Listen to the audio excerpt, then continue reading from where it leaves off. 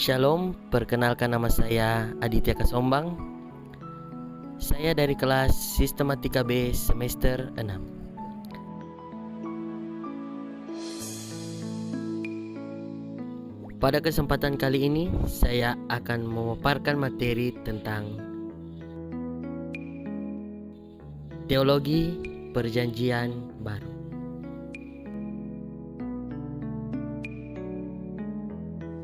Teologi PB difokuskan kepada tulisan-tulisan PB, namun sekalipun demikian, tulisan PB tidak terlepas dari kaitan dengan tulisan-tulisan lainnya di dalam PL.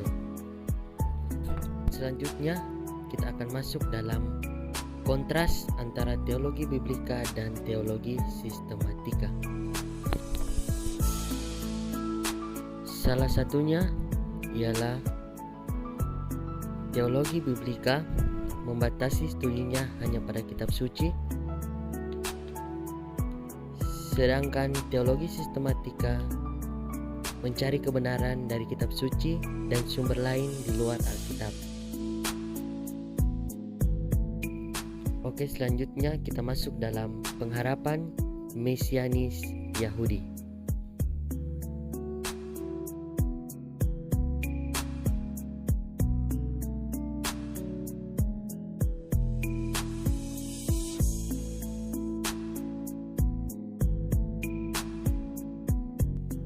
Gelar Mesias merupakan salah satu gelar Yesus yang paling terkenal.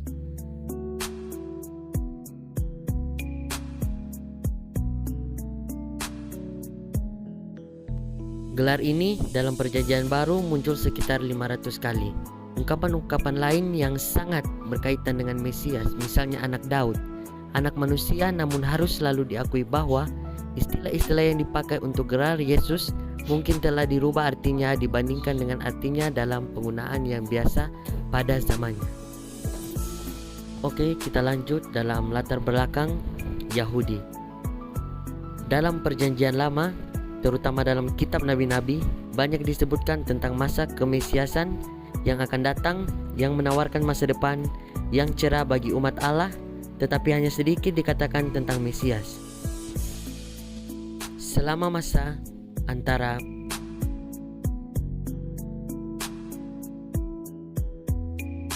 Perjanjian Lama dan juga Perjanjian Baru, arti dan istilah itu mengalami beberapa perubahan dan arti teknis dari orang yang diurapi Tuhan menjadi lebih menonjol. Tetapi yang paling menonjol ialah gagasan mengenai raja keturunan Daud yang akan mendirikan kerajaan di dunia bagi umat Israel dan akan menghancurkan musuh-musuh Israel. Selanjutnya kita masuk dalam pengharapan mesianis dalam Perjanjian Baru. Dalam konteks ini, berarti tokoh pembebas atau penyelamat yang diharapkan oleh orang Yahudi, yaitu seseorang yang akan menjadi wakil Allah untuk perbentukan suatu zaman baru bagi umatnya. Selanjutnya kita masuk dalam sumber utama untuk agama Yahudi.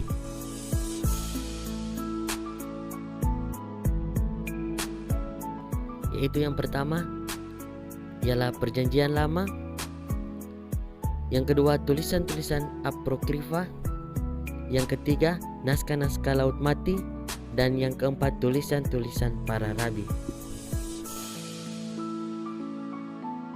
Selanjutnya, kitab-kitab Injil ini memberikan informasi mengenai pengharapan umum akan Mesias pada waktu itu. Yang pertama yaitu Matius melaporkan bahwa para penasihat berbangsa Yahudi dari Raja Herodes mampu memberitakan secara langsung. Yang kedua ialah Lukas, mencatat kebingungan orang banyak apakah Yohanes Pembaptis adalah Mesias itu. Yang ketiga ialah Injil Yohanes. Injil Yohanes memberikan keterangan yang lebih khusus lagi.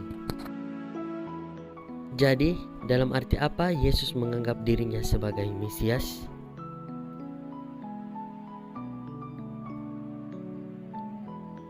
Jawabannya terletak terutama pada kesadarannya bahwa PL harus digenapi, yaitu kesadaran bahwa dialah wakil Allah untuk menyelamatkan umatnya. Kita masuk dalam teologi PB, konsep kerajaan Allah dalam PB. Arti istilah kerajaan.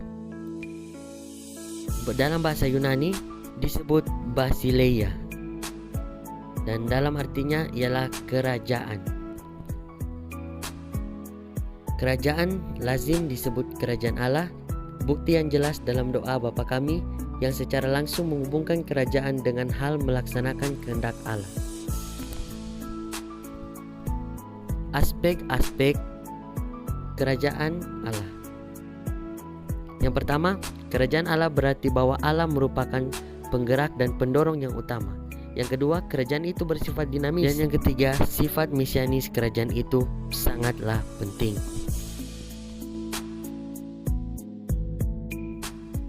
Dalam pengajaran Yesus tentang kerajaan terdapat suasana rahasia. Yesus juga berbicara dalam bentuk perumpamaan ayat-ayat yang menyatakan bahwa perumpamaan dimaksudkan untuk menghibur kebenaran diri. Kita bisa baca dalam Markus 4 ayat 10-12 dan Lukas 8 ayat 9-10.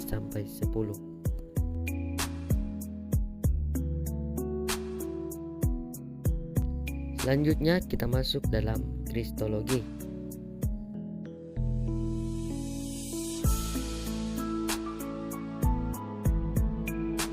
Yesus sebagai manusia.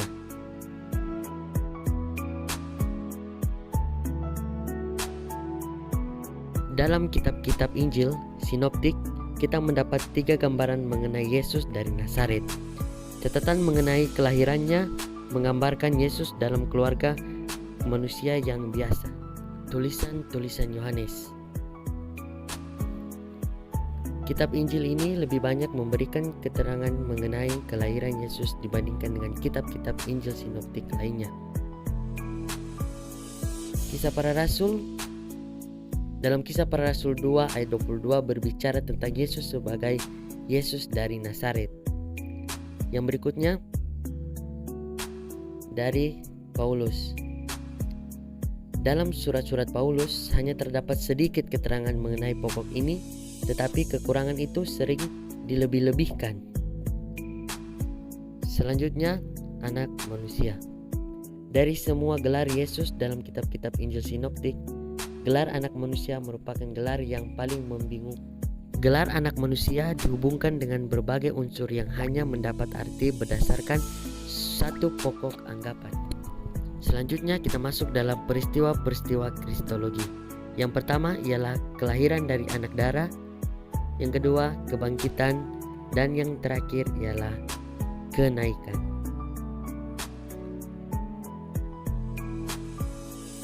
Demikianlah pemaparan materi dari saya. Diucapkan terima kasih. Tuhan Yesus memberkati.